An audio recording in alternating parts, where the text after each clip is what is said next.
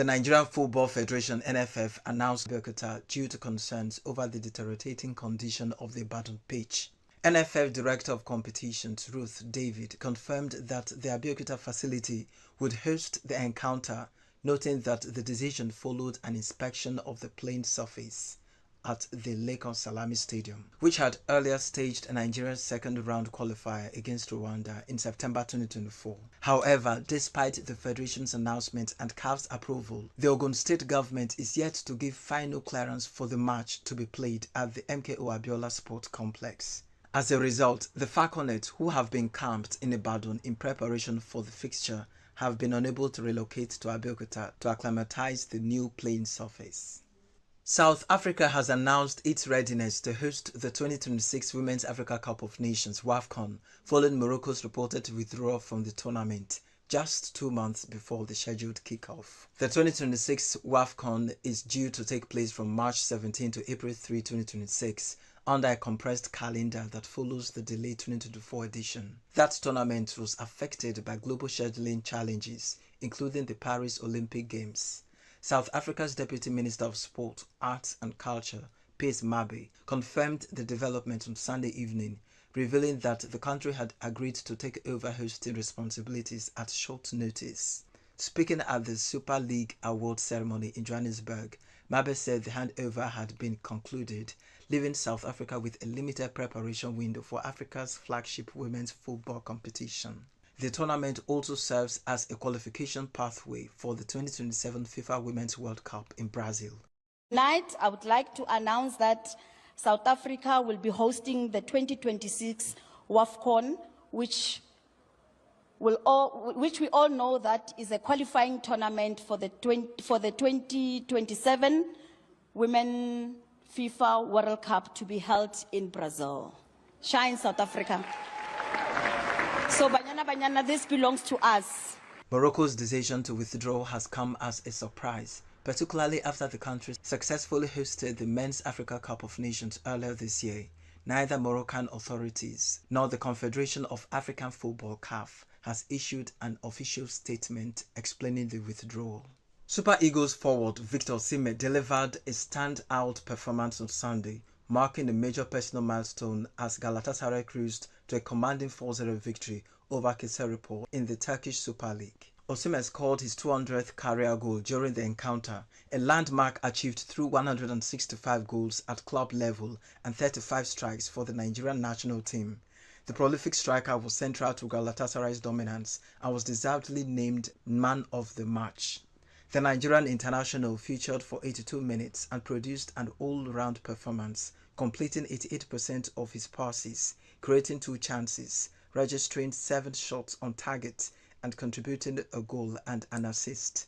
Osimhen has now scored 14 goals in 20 appearances across all competitions this season, underlining his consistent impact in attack. Atletico Madrid said they have reached a deal with Serie A team Atalanta to sign Nigeria forward Ademola Lookman. Lookman is already in Madrid to sign his contract, the Spanish club said Sunday. The 28-year-old played for Fulham and Leicester before joining Atlanta in 2022. He also previously played for Leipzig and Everton. Lookman scored 3 goals for Nigeria in the Africa Cup of Nations, where his team finished 3rd after losing to Morocco in a shootout in the semi-finals. Atletico are 3rd in La Liga, 9 points behind 2nd place Real Madrid and 10 points behind leaders Barcelona after 22 matches. In tennis, Carlos Alcaraz has already broken a lot of records in his young career, but in Melbourne on Sunday night, he broke his biggest one yet. He battled past Novak Djokovic for his first Australian Open title 2-6, 6-2, 6-3, 7-5, and having already won the other 3 Grand Slam events, twice each, no less. The 22-year-old Spaniard has become the youngest man in tennis history to complete the career Grand Slam. The previous record dates all the way back to 1938, when the late Dunbarge, a slightly older 22 at the time, completed his set at Roland Garros. Having won his first US Open title at age 19, his first Wimbledon title at age 20, and his first Roland Garros title at age 21, it's only fitting that Alcaraz would win his first Australian Open this year at age 22. That's Sport News on Signature TV. I am Christopher Lele.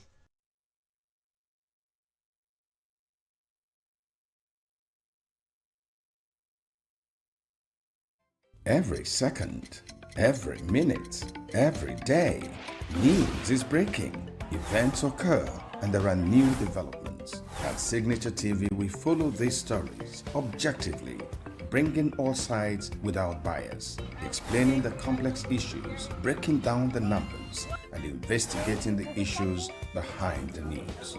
Anywhere and everywhere, near or far, wherever the news is, we will be there. Signature TV.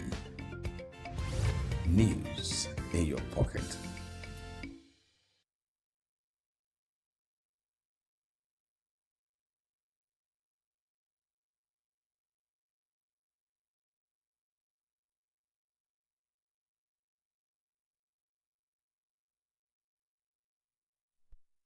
Thank you for staying with us. This is our first interview for tonight.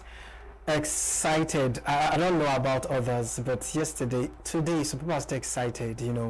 At least we have the likes of Fela, enjoying the Grammy Awards, regardless, passing on. But then again, before we get into that conversation, let's have the one for tonight. Now, the Grammy Awards have come and gone, but the conversations they leave behind are far from over. Once again, Nigerian superstar Davido walked away without a win, and social media is buzzing, not just with disappointment, but with a deeper debate about what these awards really mean in today's world. In an era where streams can be bought, trends can be manufactured, and influence is often measured in numbers rather than impact, many are asking a tough question. Do awards still represent excellence, or have they become symbols of industry politics and popularity contests? As fans argue, critics analyze, and artists chase global recognition, the spotlight is shifting from trophies to something bigger, the true definition of talent, legacy, and artistic worth in a generation driven by visibility. Our guest tonight, joining us virtually, is a gospel minister, Sia Joshua. Sia, good evening and welcome to Signature Evening. Good evening. Thank you so much, Lily. Yeah, it's really great to have you with us. Yeah, good evening. Thanks for joining us. Thank you so much. All right. So Sia, let's start with your thoughts, where you see people having recognitions, getting awards, in a case where you don't get yours. How do you feel about that? Do you feel like your talent still needs more refining, or do you feel less concerned? Well, it depends on the posture of my mind or of my heart, because first of all, I am actually doing what I'm doing because of the passion, not just because of recognition. First of all, it begins with the person. Why am I doing what I'm doing? Is it because I want to be recognized? Is it because I need an award? Is it because I need um, gratification, or I need acceptance or approval from people? So once you know why you are in it, of course, it doesn't count. If it comes, it's a plus. And yes, you say, okay, yeah, okay, it's a plus, and it makes you understand that you are definitely making progress and people are recognizing you. It's a plus. But it really does not define your person or your work. It doesn't really say you are not doing well. So I won't feel less of myself. What will make me feel less of myself is when whatever I'm doing, there is no impact. And nobody, not even a soul, has told me, oh, what you're doing has affected me in a way. It has blessed me in a way. Or because of what you're doing, this is what has happened to me. But if one person have been impacted, then I'm doing well. Now, from the lens of, we know you are a gospel artist, and of course, like you've mentioned, the goal is not to be recognized per se, it's to bless lives. But speaking on Yes. speaking from a, central standing, the circular where you put out music and then you expect to get what's it called, rewards, right? Reward. How Yeah. how is it measured? Now, when you say one is a success in the industry, how is it measured? What are the criterions for measurement, and who determines this success scale? So, right now in this world that we find ourselves, a lot of politics go around, a lot of politics, and that alone has spoiled the whole process. You could see someone who is really due for the recognition, for award, for everything. They end up not getting it because there are others who are paying their way to this thing. There are others who are doing things you yourself cannot really do or would not really want to do. So there are no much measures. The only thing is, secularly, if people's lives have been impacted, if your work is authentic, if you are connecting with your audience, then you are already recognized.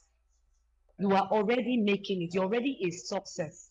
That people know that your work is original, you connect very well with your audience, you have your fan base, and you're moving well, then basically the award is just a plus to say, well done. It's just like when you do something and you're giving a gift or a commendation or admiration or words of encouragement or something. It's more like saying, well done, continue. But tying it to an award, it's it's more like just belittling your efforts, belittling or putting your effort in just one little box and saying, okay, until this award comes, I'm not doing well. Until I get this award, I haven't gotten there yet. There are many beautiful artists that their songs impacted lives that they were not recognized, but they were a huge success in the industry. So that's basically what I have to say about it. Yeah. So, do you think fans place so much, effect, so much pressure on trophies, or shall I say, talk about, let's say, talk about awards? Do they place more emphasis on that, apart from the angle of the impacts and the things you have to do? Because we have the likes of David, even if you're doing gospel, we have the likes of David though that has been so impactful, but since he has not gotten this award, Grammy award, it somehow, if he's not strong enough, a part of him will also feel incompetent, like something might be missing out. Do you think the pressure is much from fans, the expectations are much? Yes, the expectations are actually very high because of how secular world has made it to be that, of course, for you to, this award is so much, so important for you to be making so much impact. You deserve an award. In fact, okay, David Doe, he has done a lot of songs, he has put so much effort, and he's connecting to us so much. His songs, we are connecting so much. So he deserves an award. He deserves an award. You can actually go and protest for that. Yes, the pressure is really high from the fan base, from the audience, because they feel that when you put all the work, when your work is authentic, you've impacted their lives with your song, then you deserve an award. But when the award doesn't come, they feel angry on your behalf. And so that could also affect the artist because he will feel somehow like, man, I'm supposed to get this award. And it could actually be a demotivating factor if you don't have confidence as an artist or you don't understand who you are and what you're already doing, that you're a success already. So it only takes a reminder, oh, it's not about the award. Award or no award, we're making it. So, but it actually, hinges a huge pressure on the artist because of the audience. Yeah.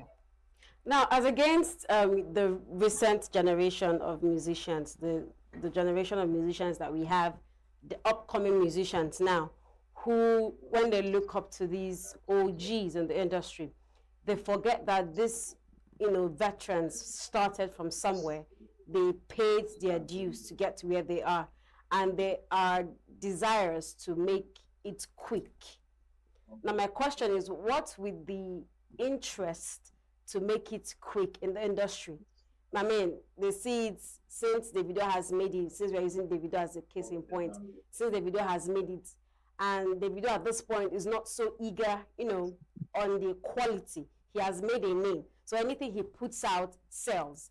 But young people forget that before you build a brand, you have to give out quality. So you see the disparity between quantity, trying to make money, and quality of songs. Why do you think that's happening? Quality, yes.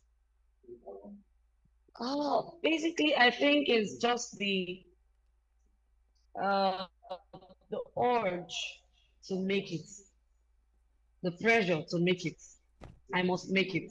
If this person can make it, I must make it. And I don't really have to spend the same time he spent in the studio. I don't really have to, bring any quality. I just need to get high and just bring out anything. There are some songs you just hear.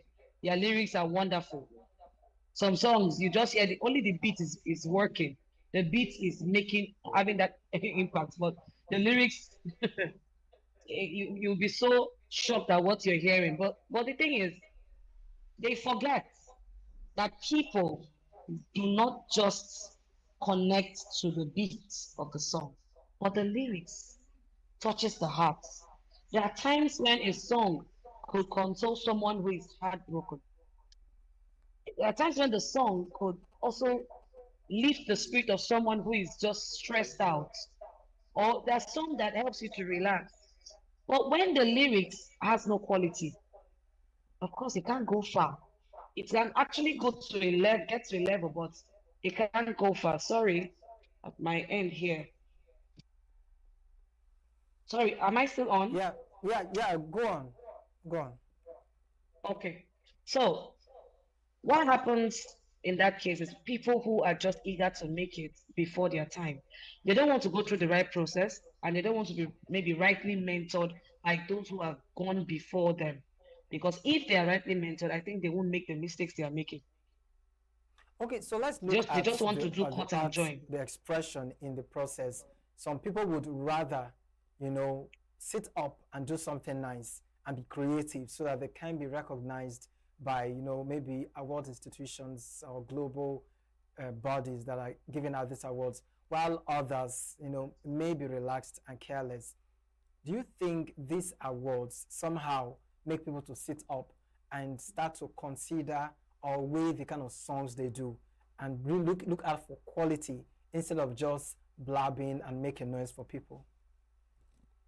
I think it helps to point them in the right direction, because the question they will ask is, okay, what did this person do differently that I did not do? They'll begin to now go and make research. They'll check the songs, the lyrics, the person's courage, everything, their management. What are they doing differently? Because if I'm the one, of course, that's what I would do. Because even if I don't care about their word, but there's something in me that would want to check out what this person is doing differently, so I could also stand out, or I can outshine the person. Out there, it's a competition. Whether you like it or not, it is a competition. So they will actually, it will help them to sit up. They will go to the studio. Is the beat right? Is it not right? Is it the lyrics? They'll ask questions. They begin to ask their fans questions, or their family members or management team. But by all means, it actually makes everyone to sit up. Even the smallest person that doesn't care about it, it makes everyone to sit up. Yeah. All right. So last year it was, I think last year in a BET Award, Music Awards, we saw where Kirk Franklin, the gospel musician, was put in a category with other musicians that we know are secular musicians, and then he won. Now there was a discourse where, you know, persons with opinions came and say, oh, you can't have a Christian artist, a gospel artist as yourself, be, you know, placed in the same category for the same award with a gospel musician, that it contradicts what the gospel is about. Do you agree with this? Yes, I do. I agree in a way because as much as the excellence in putting the work out is there, of course, Kirk Franklin is someone we respect so much in the gospel industry. Some of his sequences and all are also being used by other secular artists somehow. They copy some of these things that they do. So, but I wouldn't want a situation where we are not sure of where we stand. It looks like we're sure, but we're still tilting towards the secular world.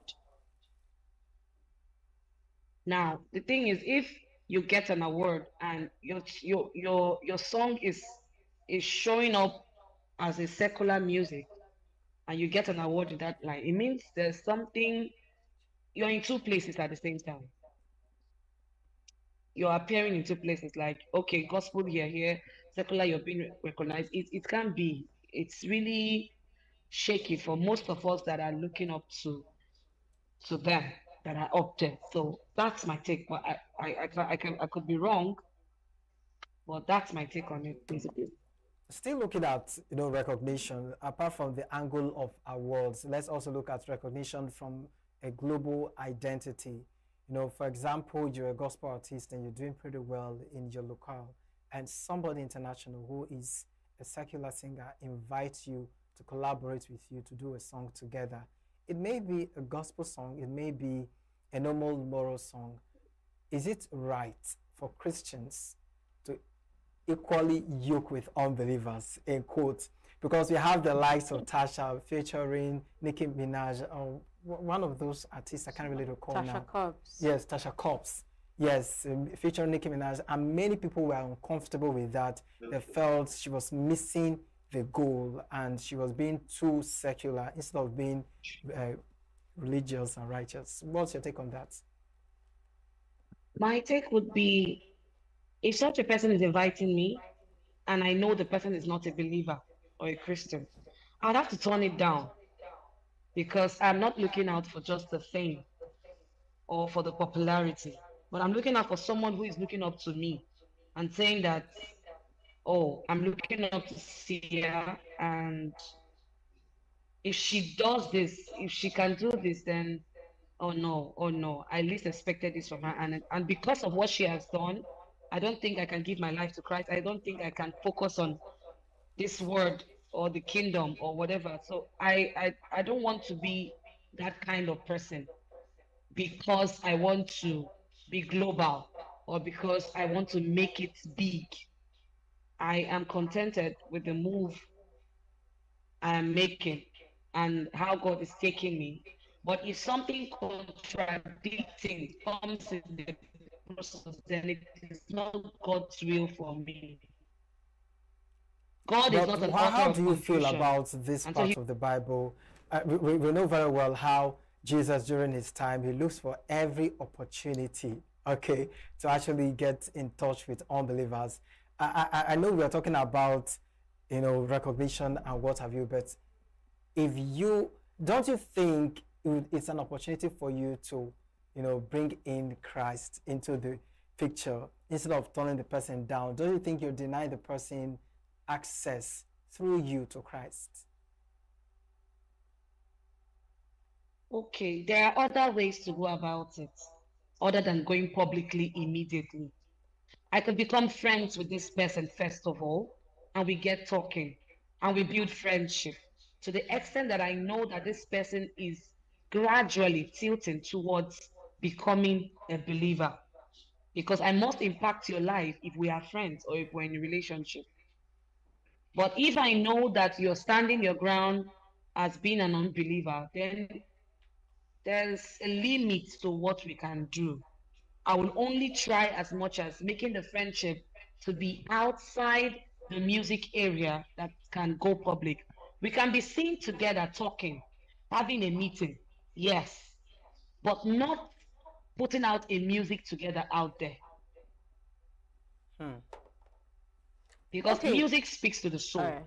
And okay, all right, No, thank you. go ahead. Go ahead. Okay, so music speaks to the soul, and there's a spirit behind every music.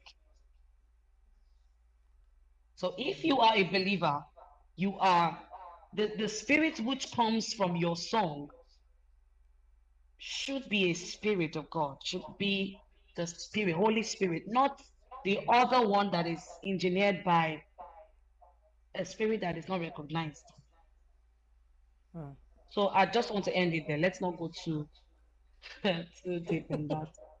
All right, still on recognition and, yoking the two, worlds of music. We've established that featuring or being featured on a song with a secular artist, does a little bit of damage to the image you represent as a gospel artist. Well, let's talk about borrowing sound or the usage of sounds.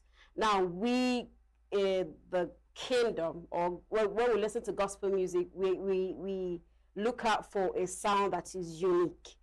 But nowadays, we see some, musicians taking cues from sounds that are known to be secular, beats that are known to be secular, dance step to create trends from songs that we know to be secular. What's your take on that? My take is it is very wrong. Come on. As Christians, as believers, we serve a God that is very creative. And so that gospel artists, or we have developed, that the secular people have taken. But, because of at some point we lose the thought of who we are and what we are capable of doing. And we let that side down and we just relegate ourselves to copying, just copying. It's really wrong. You can't mix the sound from a secular song and use it for a gospel song. Of course, all we have now is most of hype songs, hype this, hype that. Of course, the scripture said it in the last days, so it happens. But we actually need to come back to that consciousness of who we are, especially musicians. Musicians, I don't know if they focus their mind on just making money out of their craft and forgetting that they are Christians, they are believers first.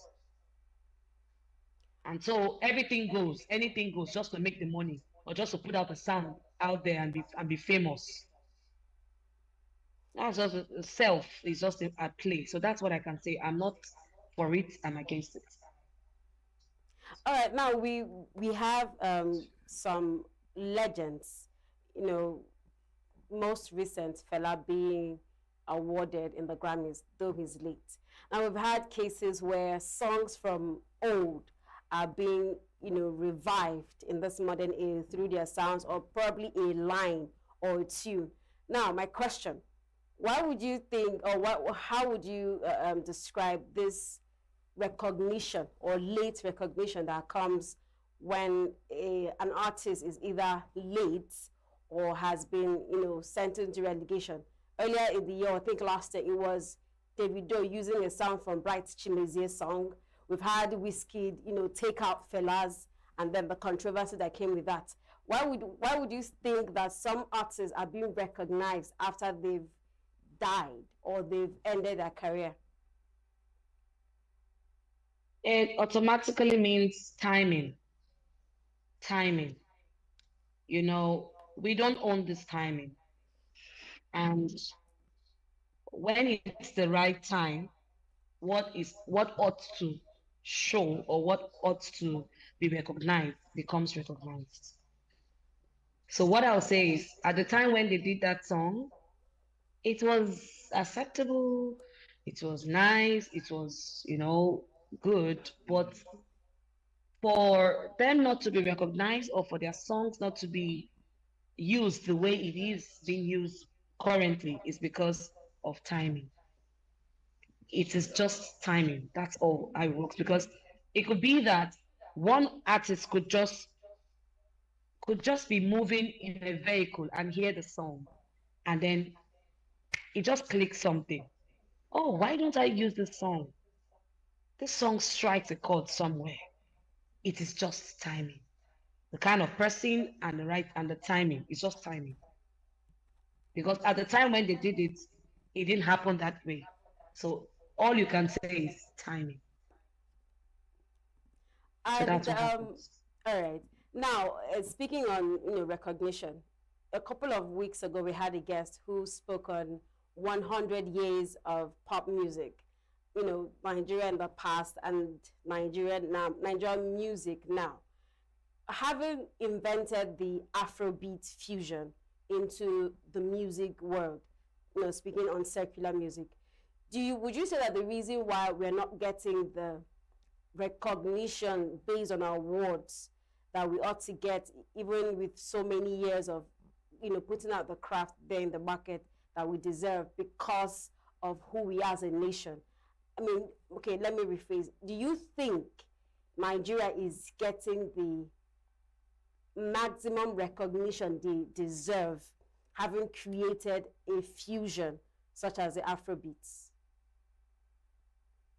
No, we're not getting the recognition that we deserve because there are a lot of factors that are affecting this reason. It's because of number one, there are a lot of expectations that other countries, have on us as Nigerians, beginning from our leaders, but they are not getting it. And so sometimes when the expectation people have where you are, you're not forthcoming year after year, instead of getting better or instead of having improvements, there's a lot of deterioration, lives are being lost, you know, a lot of dilapidation. They just tend to give up and focus on somewhere else or another country. So we're not really getting what we deserve because we have a lot of talent. We put a lot of creativity to what we do. We add a lot of emotion, time, energy, and we are so creative as Nigerians. There are things we do that other countries don't even have that kind of initiative because we are blessed by God. But because of a lot of factors that I can't mention, or that's why we're not getting it. So that's why, yeah. All right, so Sia, before you move, I'd like you to tell us what you've been up with. What has been going on with you? Your music live, what should we be expecting? What are you up to? Okay. I never expected that question though. All right. Currently as a wife, I'm busy being a wife and building my home first. And then secondly, I'm actually cooking up something in the studio, but I'm not in a rush. I'm just building gradually. With time, of course, not too long a time, it will be out there soon, and it will be better. It will be said that, oh, now I know why she was taking her time all this while. So that's what I'm doing. All right, I'm just cooking myself. before you go, Christopher said we'd like you to run a line, maybe not from your song, not from anything you've written, but just sing for us, just in a minute or two, just sing something for us before you go. Okay, it's going to be gospel, of course, the gospel song. All right. Mm. I just want to give you praise. I lift my voice to say, I love you.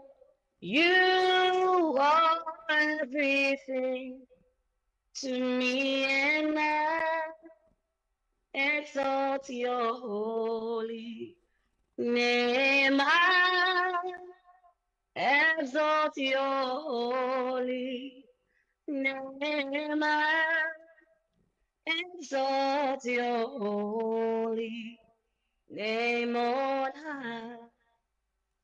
Okay, I hope you that got me with that riff right there. I mean, that riff was smooth. Come on That riff, now, come on. that riff, I almost, you know, Thank you so much.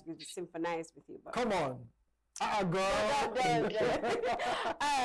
See, Joshua, thank you so much for joining us. Thank you for joining us this evening. It's a pleasure having you. And of course, we wish you all the best in all your endeavors. Thank you so much for joining us. Thank you. It's my pleasure. Thank you. This is still Signature Evening. We'll be taking a short break, and then after the break, we'll be bringing to you a replay of an interview we had with ENUGU Clement. Discuss the impact of new media on performing arts. Enjoy. We are local. International communities observing Just finished the game. Why the main market is in chaos. People are... We are national. Those in support of this motion as amended, say aye. Aye. We have taken the vote by default. We are international. Israeli airstrikes. Donald Trump left us the worst unemployment.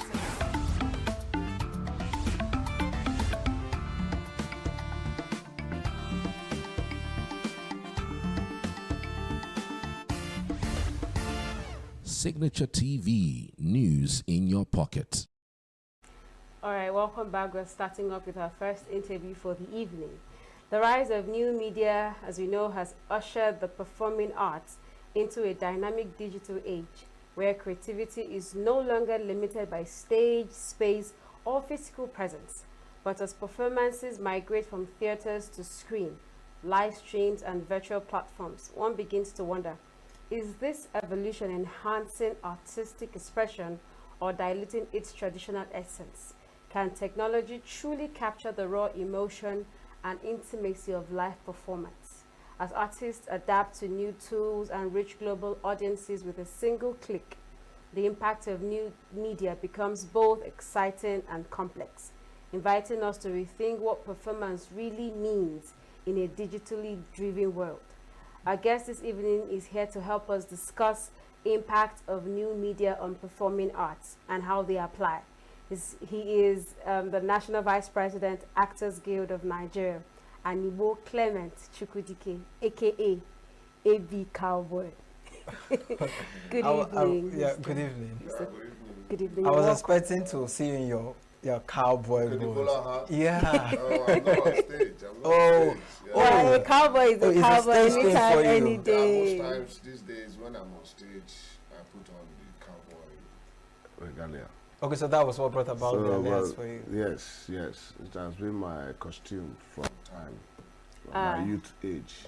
So because I'm not on stage, I'm just here to So discuss with AB you. Cowboy is different from Mr. ENUGU Clement. Yes, ENUGU Clement Chukwudike is my name. Yeah. The AB Cowboy is a brand A for brand. entertainment. It's Okay. my entertainment brand. Right. But notwithstanding, even if you don't have your cap on you, We know, it's AB we Cowboy. hope to see you do some kind of performance for us tonight, just a freestyle. Hope you can still do something without your magic wand. Of course, an artist is an artist. Okay. I'm a musician. I'm a gyration person, gyration grandmaster. Wow. So if you want me to sing from now to tomorrow morning, it's there, it's there. I see, I don't know. I'm tempted to ask you to start off with the performance. That's not a problem. We'll wait for Yeah, that. We'll wait for get that. to- We'll wait we'll for get that. to you, I mean, before we Okay. go. Yeah, but let's get to know what inspired you into the gyration, because we have different genres in music, but why did you choose that part of music? Yeah, I have to choose it because during my days in the university, I belonged to the club, the Kegites Club International. Okay. And this Kegites Club was known as One Wine Drinkers Club. until they changed the name to K Guys Club, because sometimes when people hear camp and wine drinkers, it look as if you are drunk, you are not serious. But that is where you have the best brain. So now, then they now changed it to K Guys Club. So when I got into university in 1988, then Anambra State University of Science and Technology, now ENUGU State University of Science and Technology, then ASOTEC, now ESUT. Okay. So once immediately I got into the university, as I am paying for my acceptance form, I'm paying for the form of K Guys Club. Because like you couldn't even wait to start. Yes, I couldn't wait, because during my childhood days, I used to sing for my people, and then that's my peer groups. Whenever they see me, they would like me to sing. And those days, I like to sing some of these songs, all these folk songs, Long John. Ogana go Long John, Maona Po, Ogana go Long John. I'll sing it from A to Z as a child. 6 years, 7 years, 9 years, 10, 12, even during my secondary school. So when I got into university, I saw the K Guys Club as a club that plays traditional music and try to talk about the traditional folk stories converted into music. So I now got into the club. From the club, their music is called Gyration. Yeah. So when I got in there, I decided to create my own style, my own songs, and then after my university, and I finished my master's degree in 1997, I have to go into the business proper. You've been in this, you've been in the game for the longest. That's, yeah. No, yeah, yes, in 1997, I was doing my master's MBA in marketing at the University of Nigeria ENUGU campus. My very good friend, my tight friend, Tony 1 week, was doing his postgraduate studies.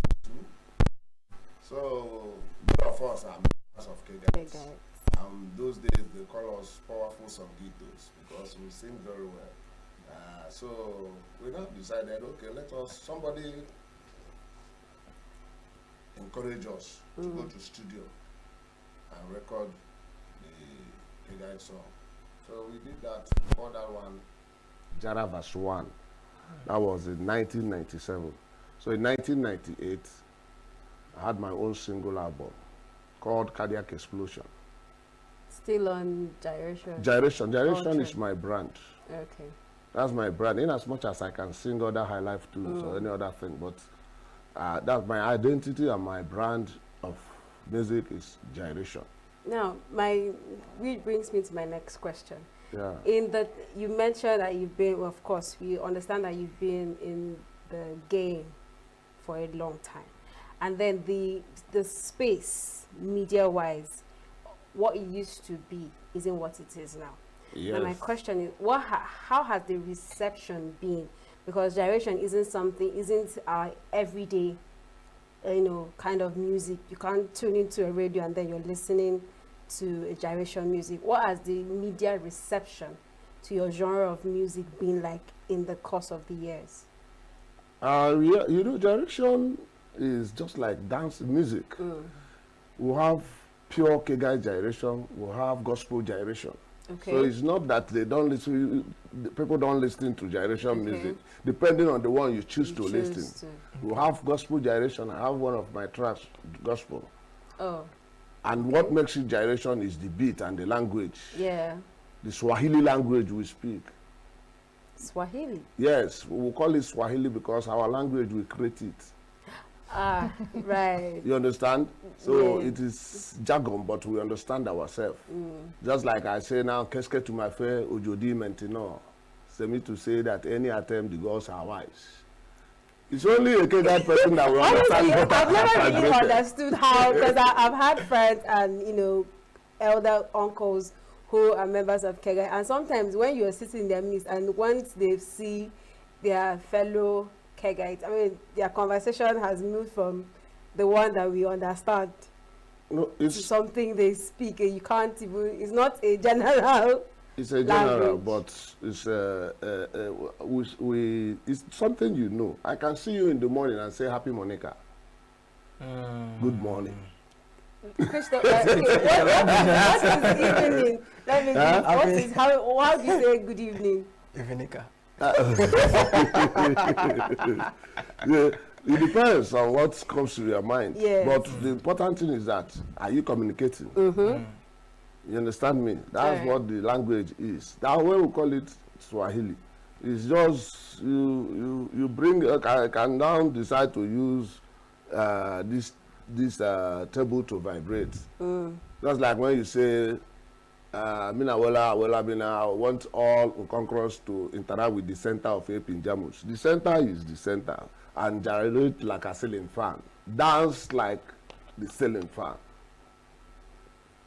So, okay, let's take you back yeah. and still bring you back to the future. Yes. Does the rise of digital platforms increase or diminish the authenticity of live performance? You mentioned gyration when you started in the 1990s and what have you. That's drumming and all of that we feel. And this current day, does it diminish it or it enhances it? Oh, of course it has enhanced it, because you don't suffer much again like those days. You understand me? How about the authenticity in it? Can we still get that drum, that feeling of being the naturalness when it's played live? Yes, now, because we decided to diversify a little bit to carry the camaraderos, those who are not members of K-Guys Club like you. So it's because of people like you that we digitalize it so that you can follow and enjoy. When we make it pure cultural, pure camaraderie gyration with the drum beats and this, we enjoy it. And some of you who are not members may not really enjoy it. Understand. And you understand me? Yeah. So now the digital platform has made us to now improve. That's why since 1998 we started singing with keyboard and all the rest. Before it used to be pure drums and conga and all that. It was pure African instrumentation. So, but now we decided to reach out to other people who don't belong to the club, because there is the life after school is not the same thing with life in school. So the K-Guys Club has life after school. And then those of us that have chosen the line to educate people through the music, you have to carry people along. All right. Let's move further. You are the National Vice President of Actors Guild of Nigeria. Southeast Zone. Yes. Now, what would you say has been the effect? How much progress would you say Southeast movies have, how much progress would you say it has made in the past 10 years?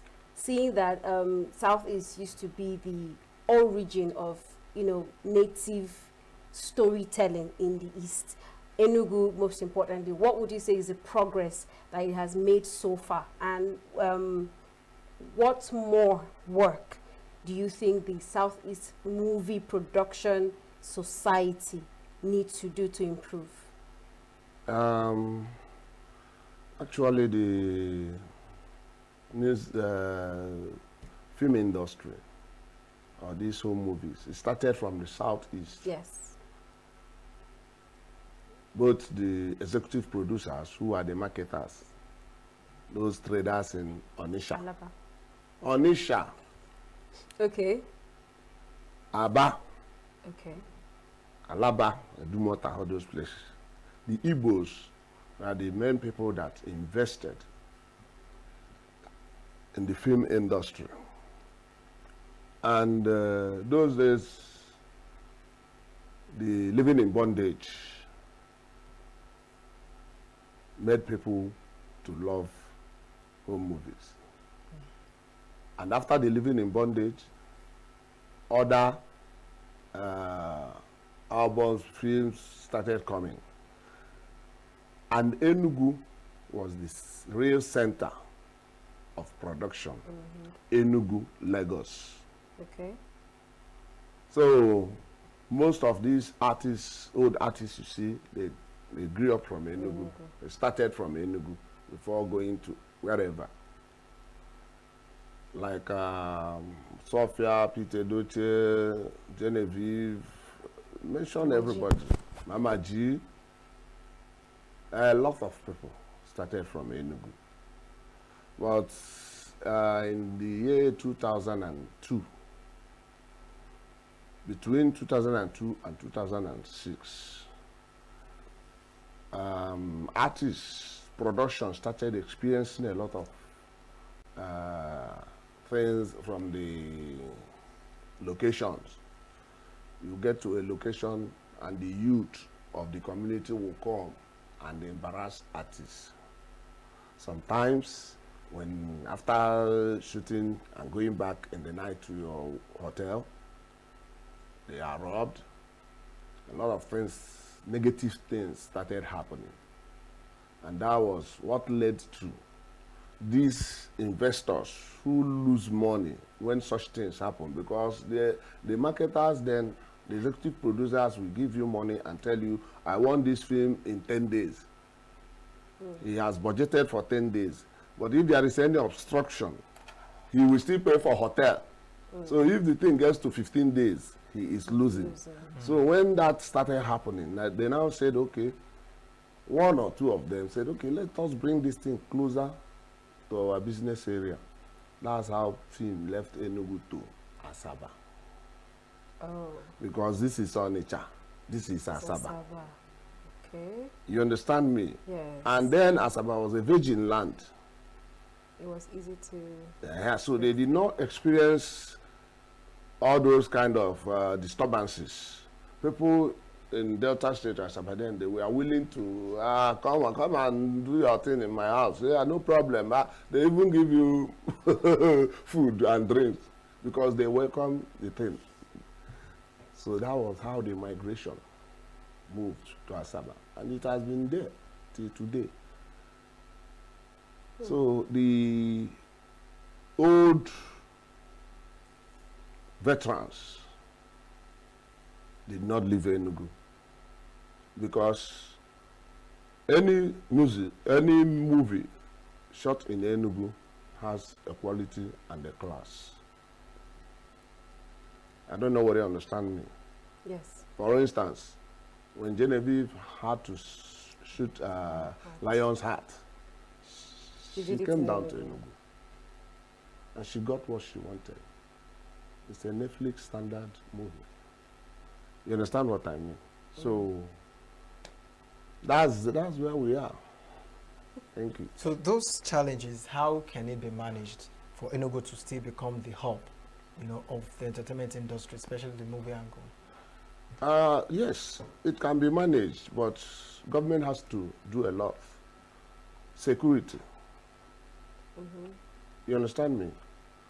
If the artists are assured that they have their security shooting in any location, because sometimes when an individual is making this movie, he may not be able to provide enough security. You know what is happening these days. So if the government can help and assist security-wise when there is a production, especially for these artists, the superstars, then they will be interested to come down to Enugu. Enugu is a very good place. The hospitality in Enugu is growing and is good. So what matters now is government assistance, both in security. Security, if you listen to what I said, it was because of insecurity that led people to leave Enugu. Because there's no how you can go to shoot in all these villages. As you are coming out, the youth will molest you. They will rob the artists and then disturb the production for the next 2 days or 3 days, and they will tell you to pay. So now if government come in and discuss with us, and then we tell them what to do, a lot of productions will come back. And the productions are already coming back to East. It's not, we are not talking, I'm not talking of Enugu alone. Because as the president of the East, that's Vice President Southeast Zone, Owerri, Ebonyi, Abia, and Anambra State. Okay. It's my zone. So I'm discussing with them now to see how we can bring back our glory. Because the real businessmen that invested in the movie industry, they are the marketers in Onitsha. But now, technology, just like what you've said, it has taken it to another level. The YouTube, the TikTok, yes, the Instagram, all these things. So you can now use your phone to shoot your own content, put it in YouTube, and you make your money. So a lot of people, it's no longer what it used to be those days. It has advanced, and it's really good, and people are making it. It's really good. That what brings me to my next question on the leveraging of social media and streaming platforms. Now we have, like you already said, you can use your phone and record anywhere that you are. Would you say this has done has brought about a great change in the media space, seeing that in the time past, before you put out a movie, you are sure of the quality of the content of what you want to put out. But with the advent of Netflix, YouTube, all these streaming platforms, there are movies being pushed out every day that sometimes when you see a movie, you're not so, surprised at what the outcome is, because there are so many of such movies already on the space. So would you say that the advent of media and streaming platforms has affected the production of movie greatly, positively or negatively? Of course, I cannot say negatively. Okay. It has affected it positively. Because what matters is what goes into your pocket. A lot of these people you see, they shoot movies and you say there is nothing you see in it. They are going in with millions. Yeah. So and that is the end. So we should not be bothered about the quantity. Now what happens is that the quality, you still see some good movies. Yes. You understand what I mean? There are people that still use their phone or use whatever, they shoot very interesting movies. There are people that shoot the one that you say that you don't like what it is, but there are a lot of people that like it though. These are the people that watch it and then they make their money. Yes. So that is why I say that it has not affected it negatively, rather positively. But the only thing there is that, well, a lot of youths are now going into it. And without thinking back that this will stop one day. So I advise these youths who are just rushing into content creating and all these things, please go and have quality education, or you learn something, have skill, so in case if this one stop, you have something to fall back. As I am here now, I told you I have master's degree. I have my first degree, I have my master's degree. I'm into entertainment. I can be called for a post of commissioner minister. I'm qualified. Yes. You understand me? Yes. But if I started this entertainment without all these things, if I'm called for minister or commissioner, I will say, you don't have the paper to present. Yeah. On the other way around, if this one falls now, if this one fails, and you have skill of maybe a good furniture, like a good you have another thing you are doing, that skill that you can use to help yourself. You fall back to that, because you can never, it may not continue like this all through. Yes. Okay, I wish we have these conversations like more, because we have a lot that we need to tap from. Looking at how these generational youths are going into the entertainment without, getting some background knowledge and what to do and not to do. But before we call it a wrap, we'd like to get the freestyle you promised us from the beginning of the show. Yes, your generation. The generation. How are we going to do it? I'm going to hit the drum. When I start singing, you can you just follow me. Okay. Okay. La la la la la la la. Onye neme kanseme, onye neme kanseme, onye neme kanseme o. Ya kanga boy mo, onye neme kanseme. Person way they do like me, person way they do like me oh. Now you will go be my friend, my brother. TJ Lamo way higher, higher. TJ Lamo way higher, higher. And then TJ Lamo way higher, higher. TJ Lamo way higher, higher. You the only babalawo mo abebe, haro ebe.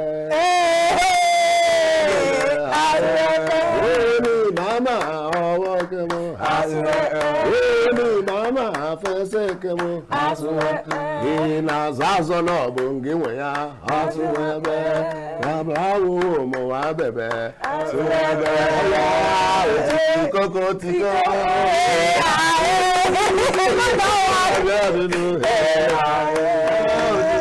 Baby cowboy. Tiko tiko. And my latest album says we're outside. We're outside. We're outside. The generation version of yes, we're outside wow. now. Latest album. Okay. Oh, I say, I know Nilo. Wait. I know Nilo. Ibule bola biko pepilo. I know Nilo. Ibule bola biko pepilo. I know Nilo. LSF for cowboy, you know me, the singer. I know Nilo. So that is it. We're outside. If you go inside, they need to go kill you. So you come outside and then enjoy yourself. Thank you thank you so much. Thank you for putting smiles on our face this evening. Thank you so much for joining us. It's been a pleasure having you. Thank you. God bless you.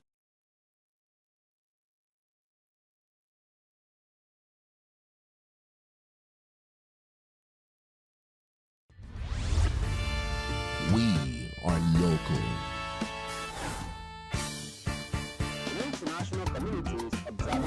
Just finished the Why the main market is in chaos. People We are national. Those in support of this motion as amended, say aye. Aye. We have taken it by default. We are international. Israeli airstrikes. Donald Trump left us the worst unemployment.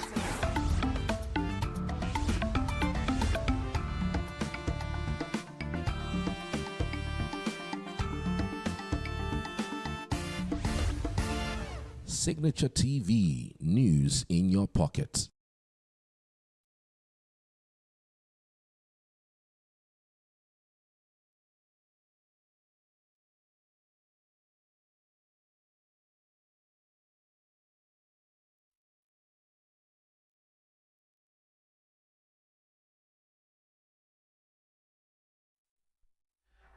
Okay, tonight on What's Trending, President Bola Ahmed Tinubu's tribute celebrating Fela Kuti's Grammy Lifetime Achievement recognition was meant to honor a global music icon. But for many Nigerians, it struck a different chord.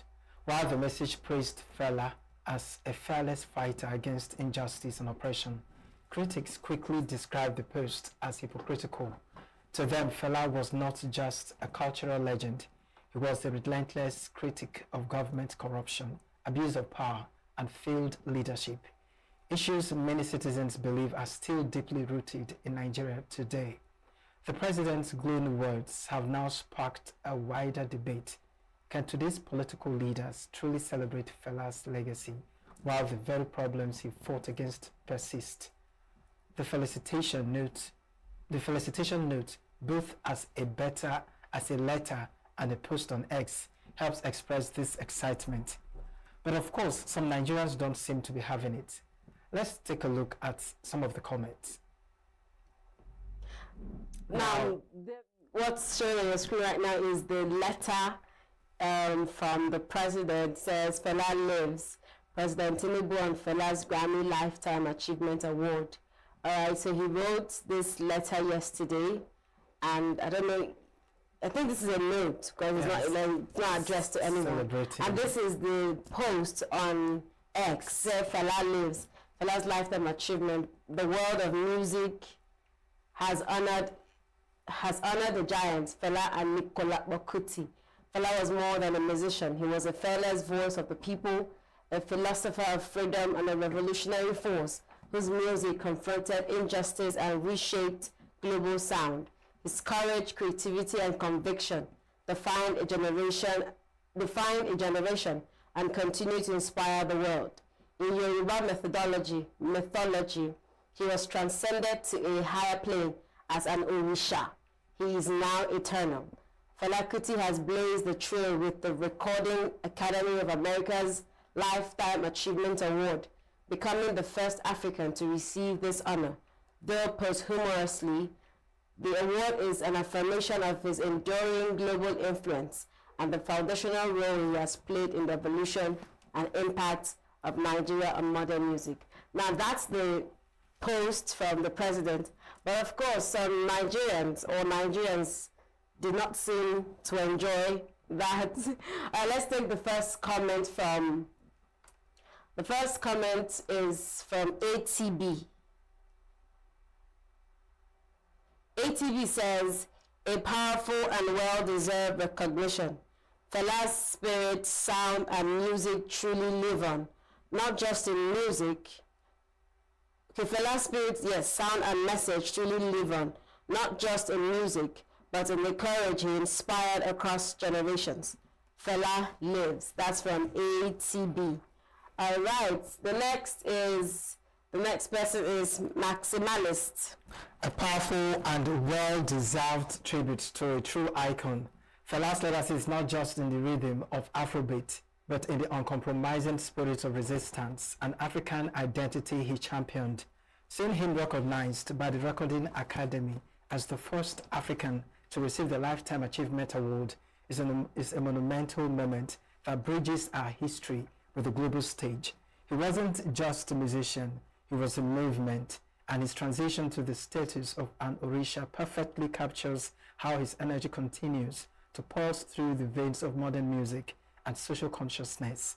Abameda lives on through every artist who dares to speak truth to power. That's a very thoughtful, quite some thoughtful message. All right, our next comment. We'll just be reading out comments today because this from the Grammy that just happened last weekend. All right, Maximalist. After Maximalist, we have the next is from Ola Koka.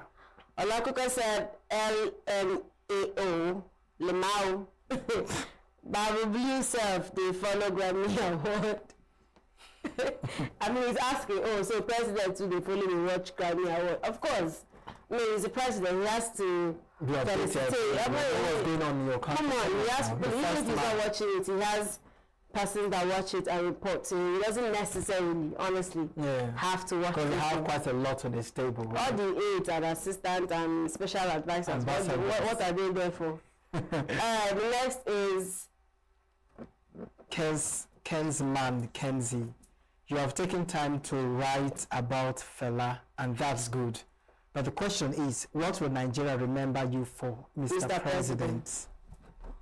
That's what is, I mean, the first few sentences has summarized it. I mean, you've taken time to talk about Fela, and it's good. We appreciate that you acknowledge Fela. Yeah. You as the president, what would you remember for? Yeah. That's from Kenzman Kenzie. The next person is, he said changes. People are answering me, which one is changes? Sean, I want to say, if Fela were to be here today, will he be happy with what is going on in this country? To think most of the songs Fela did were to criticize the government. He was calling out the government at the time that was, bad. And we know that the government or the condition and the state of the country at the time of Fela and now are two different things. Things are worse. Things have deteriorated. I mean, you can imagine Fela now saying maybe what he complained of, maybe when they say bag of rice used to be 100, and then when he was singing this song, bag of rice was 1,000. He should come and hear what the bag of maybe these are you to have. So someone said he would definitely literally be in the studio all through, but I've done like 50 albums overnight. Because every day something will come up, you have something to sing about, and they will not even be the same songs. You have different stories. Yeah. Because Nigeria is a movie. It is being acted every day. Let's take some few comments before we move on. This is from Boss Lady. Alright, so let's say Boss Lady. Boss Lady says, what has Wizkid done? Now every Fela accolade seems like a jab to him. Congrats to Fela. Afrobeats live forever. I don't know how Wizkid just got stray bulleted. Like, I'm just wondering. Because I mean, or maybe this is stemming from the feud that happened a couple of weeks ago where Fela Wizkid came out and said he's bigger than Fela. And then some critics will say, oh, few weeks ago you were bigger than Fela.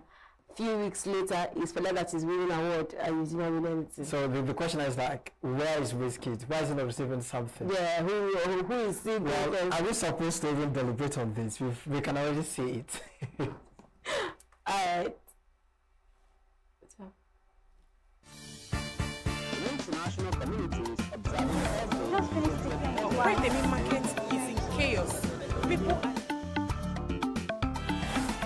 We are national.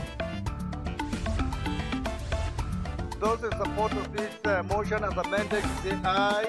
Aye. We have taken the vote by default. We are international. Israeli airstrikes. Donald Trump left us the worst unemployment.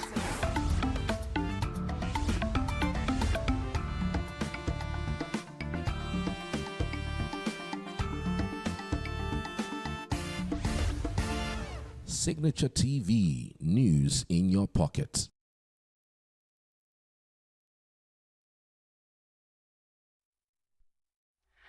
Alright, so it's still good to know you're still with us. Okay, we're still talking about some of the reactions from Nigerians regarding the post from the president, and we'd like to take a look at some of the comments as well.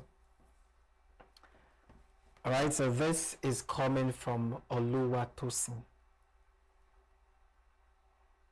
Oluwatosin says, Mr. President, your legacy too will live on. Generations to come will talk about your good work in Lagos State and in Nigeria. All Nigerians are behind you. This person is obviously a Tinubu fan. Okay. Yes.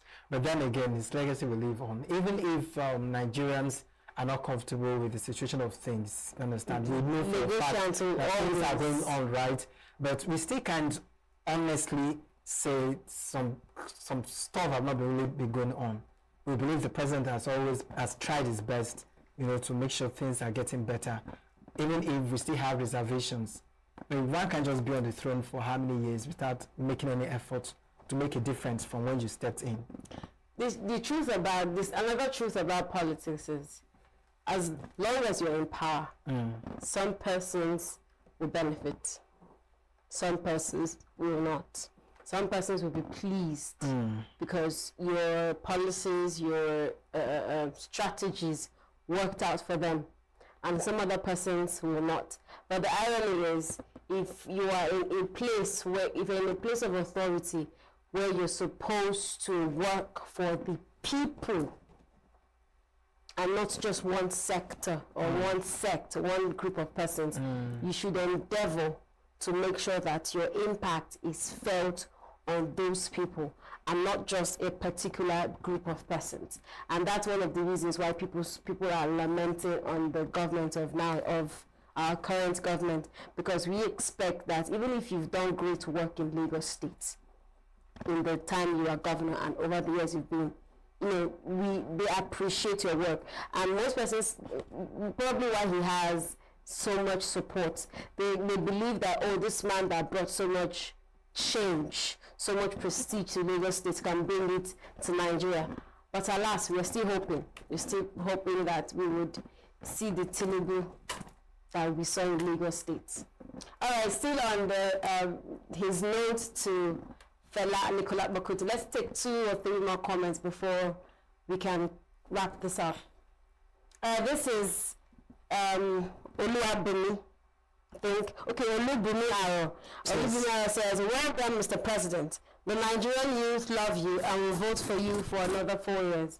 And the next is with a sticker of Yimu. Did you honor him when he was alive? Eyes service. I think the person meant to write eyes service, but no, the eyes, 2 eyes. Yes. There's a message here from Daniel, and I feel we should look at that message as well. Daniel Reagan made a statement, and we just take a look at it, and then maybe we'll wrap up with that. It says, President Fela, while your government is still doing the things he spoke against, Fela's music was a protest. Until date, your administration treats protesters worse than bandits. If another Fela were to emerge today, the person really will get the same flowers but face intense criticism or legal prosecution, because we all know the government of Nigeria hates the truth. He is absolutely right. Fela is being acknowledged, Fela is being recognized because he's late, right? I'm not sure the government of the time of Fela appreciated what he was doing. Who appreciates someone as a thorn in the flesh? It's like having show already done. Imagine if maybe in the next 40 years a government comes up and then something about showing speech or activism comes up, and then the president comes and say, oh, only special one.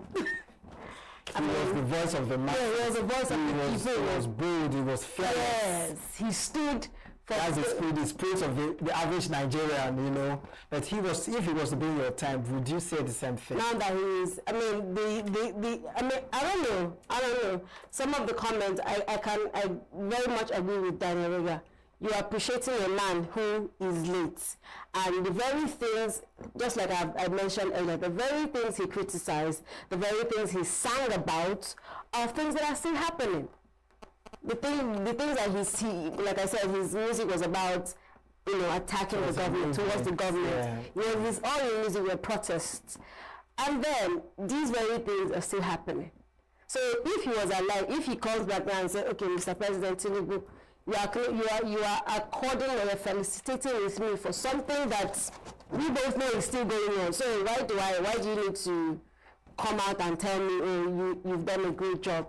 Well, the things I lived for, the things I fought for and died for is still happening. They are still happening. People are still suffering. The government is still not doing enough for the people that put them in power and that has entrusted their life, their care, their security, their safety, education, health. Let's not even get into the health. The lady that died over the weekend over a snake bite and then went to the hospital. There's a lot to unpack. So honestly, sometimes I just wish most of these messages are not necessary, because it's like shooting your very self in the leg. Someone has spoke about something because he is late and because a certain organization as the US family awards. You look at it from another angle. One may be trying his best, but the people in position, the people he's working with, are not giving out the best. But that's what we kind of call it a night on what's trending. We take a look at People's Forum. And then we're discussing is sit at home in Anambra finally over. We know where we're coming from last week. For most of us who have stuck around on the show, you know, even on Signature Morning, we've talked about it. The sit at home declared by Anambra State Governor. And over the weekend, we had a proclamation from the IPOB that there was going to be a sit at home today in a bid to, you know, quote unquote, spite the governor. But when we got back, we'd unpack that and then call us, share your thoughts. How do you feel? I mean, do you think it is finally over? The number to call is 08148986005. Stay with us.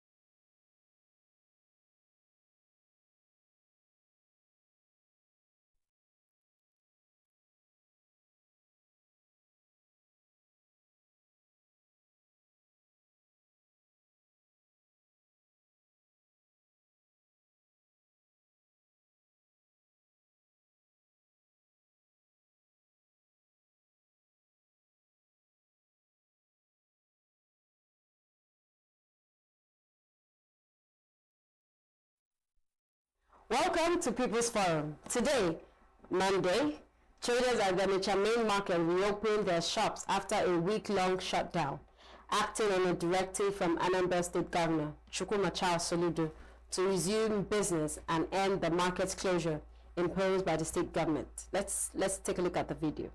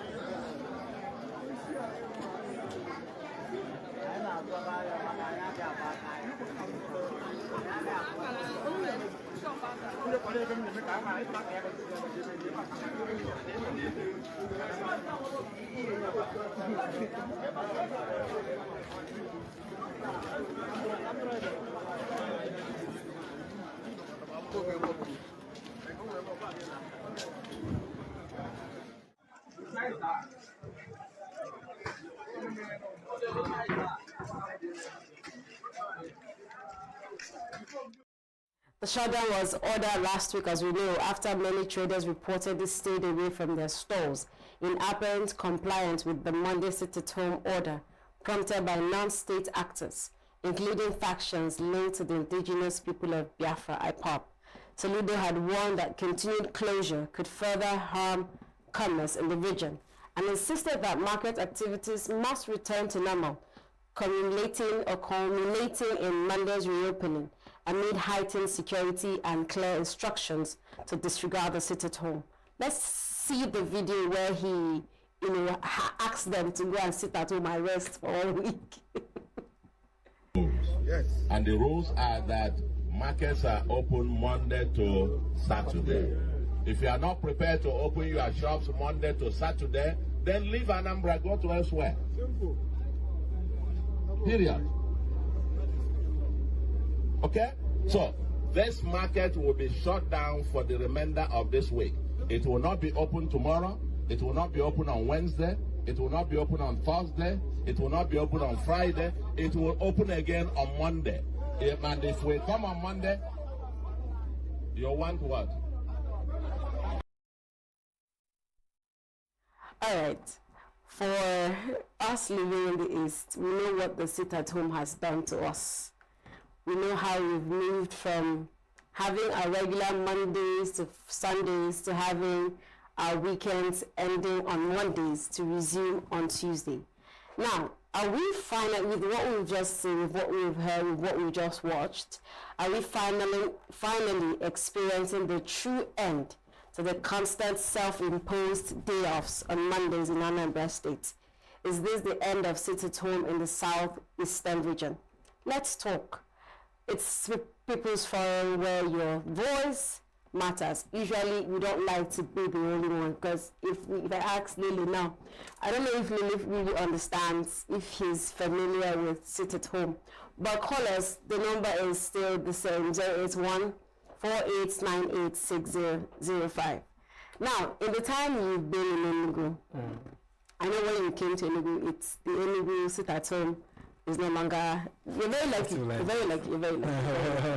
So, but then you've seen what happened in the past week and how conversations, even the protests where they said if they don't release, that their protest is for Nnamdi Kanu, that they are willing to even serve time if they don't. But then, Governor told them, come Monday, if I don't see you in the market, just be going from there. They go.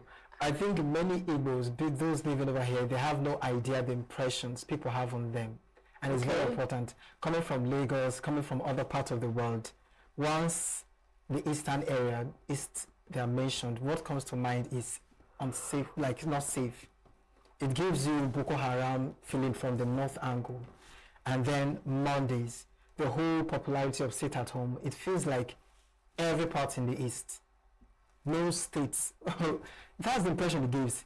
Be it Enugu, be it Anambra, Aba, anywhere, as long as you're from the eastern area zone, on Mondays, there's no movement.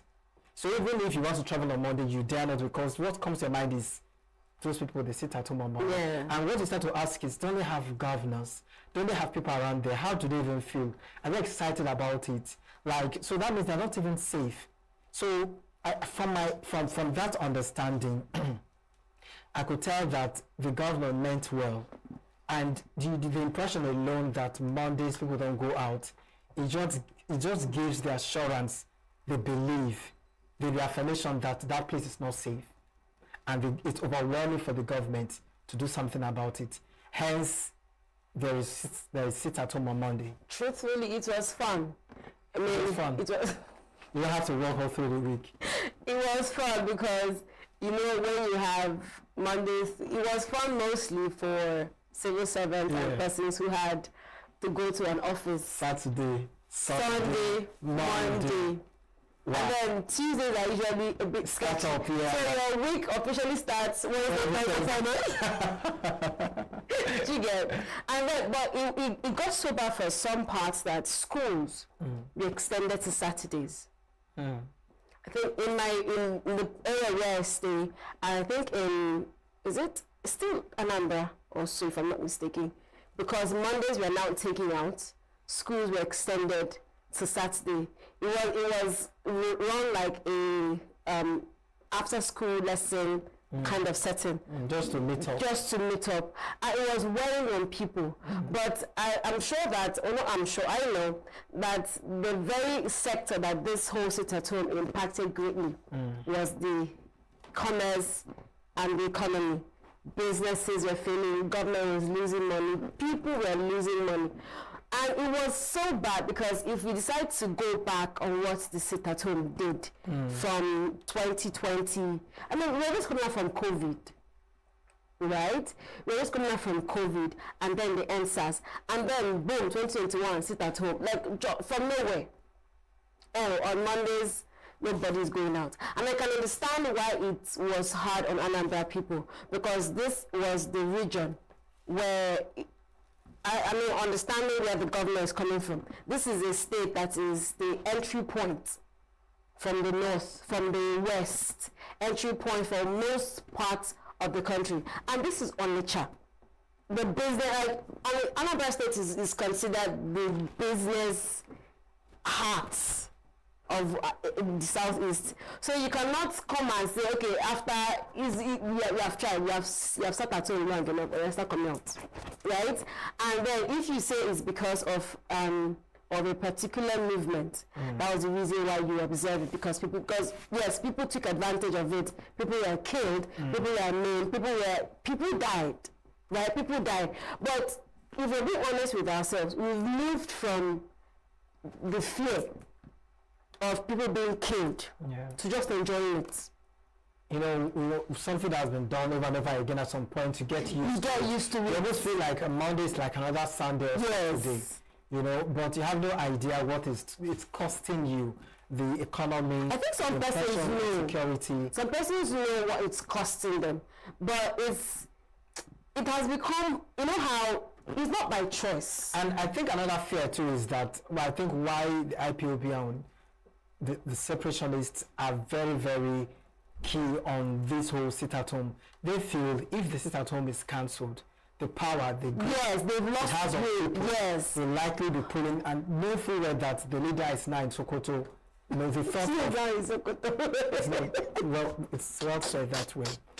You know, he's serving time in Sokoto. When you say he's not in Sokoto, it sounds like he's on vacation. All right. It now looks like the whole idea, the vision is dying.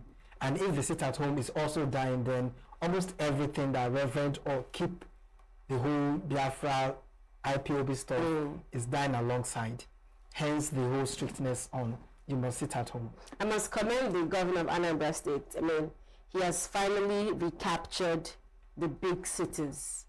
Yes, I don't know what is like in other smaller communities, but he has captured the big city. Yes, ENUGU entirely has been captured. There is no sit at home anywhere. But another state that I hope their governors look into is Imo State. I don't know, till today, especially Okigwe, Olu, right? Till today, till tomorrow, till today that is Monday, there is no movement. You don't move out. And like I said, it has moved from IPOB now and the sit-at-home solidarity to just people being mischievous on Mondays. To just people being, oh, if you come out, anything that you see, you collect. So yes, that's what it is on Okigwe. You don't come out on Monday to open any business. So if I hope the governor of Anambra, of Imo State and part of Abia State will borrow relief from this.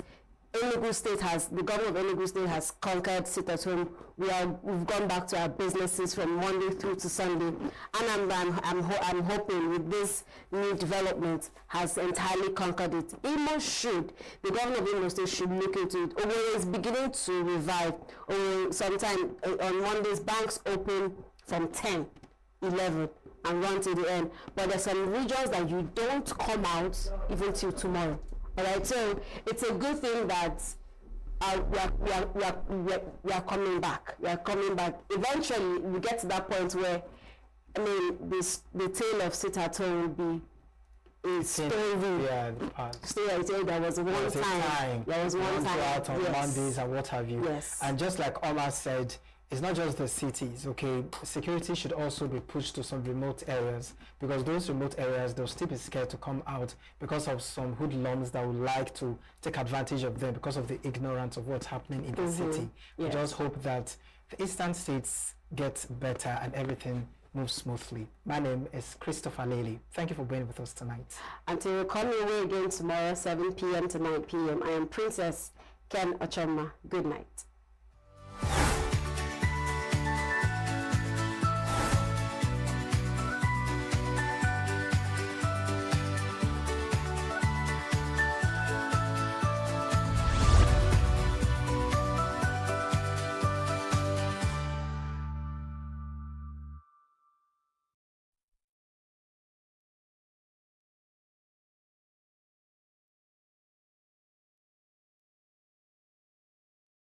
Every second, every minute, every day, news is breaking, events occur, and there are new developments. At Signature TV, we follow these stories objectively, bringing all sides without bias, explaining the complex issues, breaking down the numbers, and investigating the issues behind the news.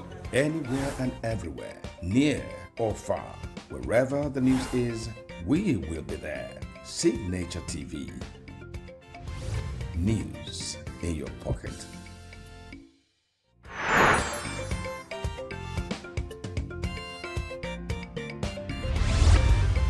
Signature TV. News in your pocket.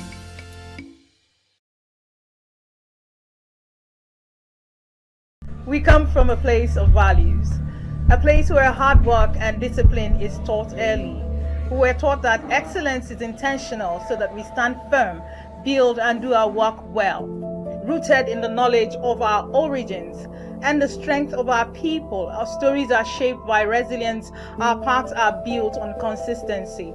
From the hands that create with precision, skills live here, creativity thrives here, excellence is practiced here, where every detail matters. We tell our stories with clarity and share our truths with confidence.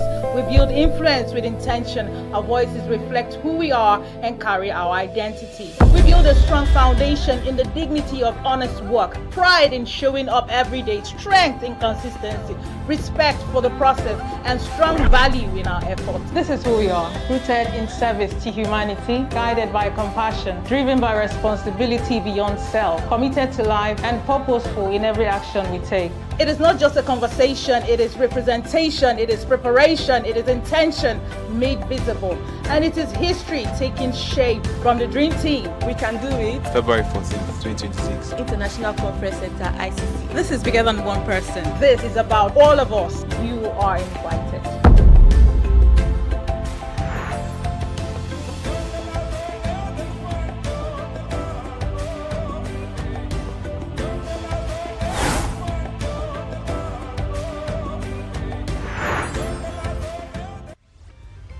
Signature TV, news in your pocket.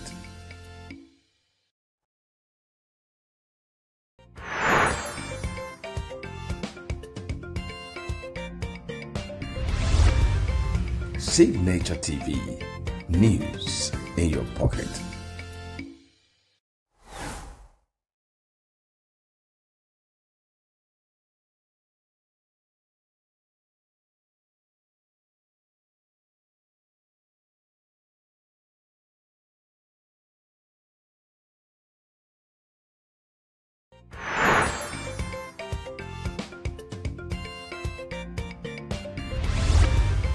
Signature TV, news in your pocket.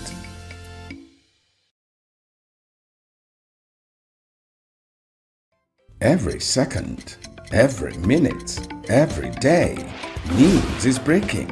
Events occur and there are new developments. At Signature TV, we follow these stories objectively, bringing all sides without bias, explaining the complex issues, breaking down the numbers, and investigating the issues behind the news. Anywhere and everywhere, near or far, wherever the news is, we will be there. Signature TV,